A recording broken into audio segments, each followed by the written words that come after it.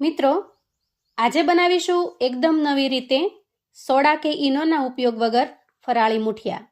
ઘરના દરેક સભ્યોને પસંદ આવે અને એક જ મેનુમાં બધા જ ભરપેટ જમી શકે એવા સ્વાદિષ્ટ બને છે. સ્વાદમાં પણ બિલકુલ રોજબરોજના મુઠિયા જેવા લાગશે. તો છે ને 2 in 1. હવે ઝડપથી રીત પણ જોઈ લઈએ. સૌથી પહેલાં આપણે અહીંયા 1 વાટકી જેટલો મોરૈયો એટલે કે સામો લઈશું. આપણી આજની રેસીપી બનશે તો ફરાળી વસ્તુઓથી, પણ બધા જ આરામથી ટેસ્ટથી ખાઈ શકે એવી ટેસ્ટી પણ બનશે. હવે આપણે એક મિક્સર જાર લઈશું અને મોરૈયો એટલે કે સામાને આપણે એમાં એડ કરીશું.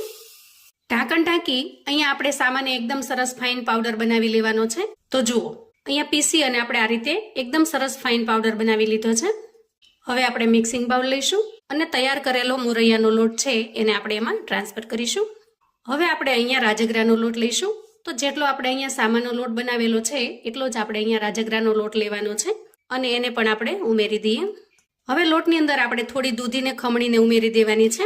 તો અહીંયા દૂધીનું પ્રમાણ થોડું વધારે રાખવું હોય તો તમે વધારે પણ રાખી શકો છો.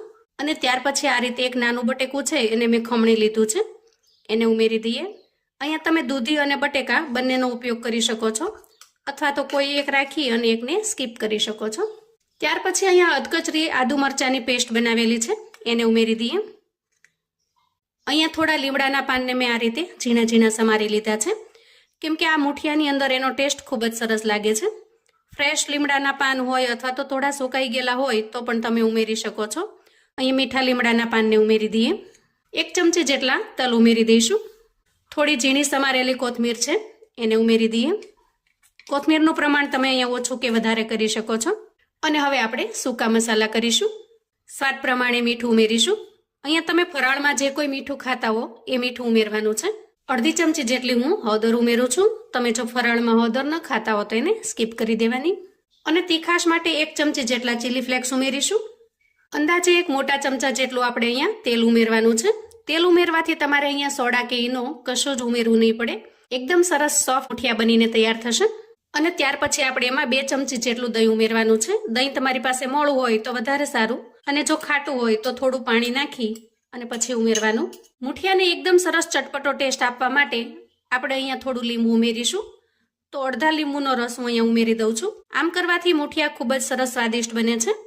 અહીંયા તમારે ચટણીની પણ જરૂર નહીં પડે, એટલા સરસ ટેસ્ટી બનીને તૈયાર થશે. અને ત્યાર પછી મુઠિયાની અંદર એકદમ સરસ ખાટો અને મીઠો બંને ટેસ્ટ લાવવા માટે થોડું અહીંયા ખાંડનું બુરું એટલે કે દળેલી ખાંડ ઉમેરીશું, 1 ચમચી જેટલી. અને હવે હાથની મદદથી આપણે સારી રીતે મિક્સ કરી લઈએ. અહીંયા આપણે દૂધીમાંથી અને બટેકામાંથી બિલકુલ પાણી કાઢ્યું નથી, એટલે તમારે પાણી ઉમેરવાની જરૂર નહીં પડે. છતાં પણ જો જરૂર પડે તો થોડું પાણી ઉમેરવાનું. અને જો વધારે પડતું ઢીલું લાગે તો આપણે જે લોટ તૈયાર કરેલો છે એ લોટમાંથી થોડો લોટ ઉમેરી દેવાનો. હવે જુઓ, અહીંયા મિશ્રણને મિક્સ કરતા આપણને થોડું હજી કઠણ લાગે છે, તો એ માટે થઈને આપણે થોડું પાણી ઉમેરીશું, 4 થી 5 ચમચી જેટલું. તો જુઓ, જે રીતે આપણે મુઠિયાનો લોટ બનાવીએ છીએ એ જ કન્સિસ્ટન્સીમાં લોટ બનાવીને તૈયાર કરવાનો છે. હવે આપણે એમાંથી થોડું મિશ્રણ લઈશું અને આ રીતે મુઠિયાના શેપમાં તૈયાર કરી લઈશું. જુઓ, આ રીતે આપણે બનાવીને તૈયાર કરી લીધા છે.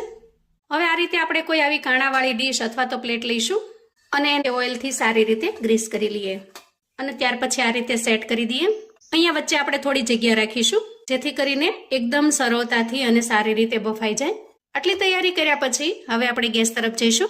અહીંયા ગેસ ઓન કરી અને ગેસ ઉપર મેં કઢાઈ મૂકી છે અને વચ્ચે આ રીતે મેં સ્ટેન્ડને સેટ કરેલું છે. ત્યાર પછી આપણે એમાં 1 ગ્લાસ જેટલું પાણી ઉમેરવાનું છે અને પાણીને હવે સારી રીતે ગરમ થવા દેશું.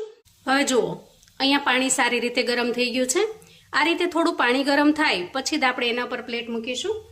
આ રીતે આપણે સેટ કરી દેવાની પ્લેટને અને ત્યાર પછી આપણે એને ઉપર ઢાંકી દઈશું. આ રીતે આપણે 8 થી 10 મિનિટ માટે એને સારી રીતે સ્ટીમ થવા દેવાના છે. અને મુઠિયા સ્ટીમ થાય છે ત્યાં સુધીમાં મુઠિયા સાથે ખાવા માટેની એકદમ ટેસ્ટી એવી ગ્રીન ચટણી બનાવી લઈએ. અહીંયા સ્ટીમ કરતી વખતે ગેસની ફ્લેમને આપણે મીડિયમ કરતાં થોડી વધારે રાખીશું. ચટણી બનાવવા માટે સૌથી પહેલાં મિક્સર જાર લઈએ અને એમાં થોડી કોથમીર ઉમેરી દઈએ. ત્યાર પછી તીખાશ માટે આપણે લીલું મરચું ઉમેરી દઈશું. અહીંયા ચટણીને જેટલી સ્પાઇસી બનાવી હોય એ રીતનું મરચું ઉમેરવાનું છે. મેં અહીંયા બહુ તીખું પણ નહીં અને સાવ મોળું પણ નહીં એવું મરચું ઉમેરેલું છે. તમારે જો એકદમ સ્પાઇસી બનાવી હોય તો જે ઝીણી મરચી આવે છે એ પણ ઉમેરી શકો છો. થોડો આદુનો ટુકડો ઉમેરી દઈએ અને ત્યાર પછી થોડા શિંગદાણા. સ્વાદ પ્રમાણે મીઠું ઉમેરીશું. ચટણીને ખાટી મીઠી બનાવવા માટે અડધા લીંબુનો રસ ઉમેરીશું અને અડધી ચમચી જેટલી દળેલી ખાંડ ઉમેરીશું. અહીંયા તમે આખી ખાંડ પણ ઉમેરી શકો છો. 1 ચમચી જેટલું આપણે અહીંયા નાળિયેરનું ખમણ ઉમેરીશું. નાળિયેરનું ખમણ ઉમેરવાથી ચટણીનો ટેસ્ટ પણ ખૂબ સરસ આવે છે અને એની કન્સિસ્ટન્સી પણ એકદમ સરસ થઈ જાય છે. હવે આપણે 4 થી 5 ચમચી જેટલું પાણી ઉમેરી દઈએ અને જારનું ઢાંકણ ઢાંકી પીસી લઈએ. તો જુઓ, એકદમ ટેસ્ટી એવી ચટણી બનીને તૈયાર છે. હવે તૈયાર થયેલી ચટણીને આપણે 1 કપની અંદર કાઢી લઈએ. હવે આપણે ચટણીને સાઈડ પર મૂકીશું અને ગેસ તરફ જઈશું. અંદાજે 8 મિનિટ જેટલો સમય થયો છે. આપણે મુઠિયાને ચેક કરી લઈએ. વાહ, જુઓ, એકદમ સરસ તૈયાર થઈ ગયા છે. જુઓ, ગેસની ફ્લેમને આપણે બંધ કરીશું અને મુઠિયાને થોડી વાર માટે આ રીતે ઠંડા થવા દઈશું. અહીંયા મુઠિયા એકદમ સરસ રીતે ઠંડા થઈ ગયા છે. જુઓ, અને એકદમ આસાનીથી આપણે એને ઉખાડી શકીએ છીએ. આ રીતે ડીમોલ્ડ કર્યા પછી જો નીચેની સાઈડ તમને થોડા ગરમ લાગે તો એને ઠંડા થવા દેવાના.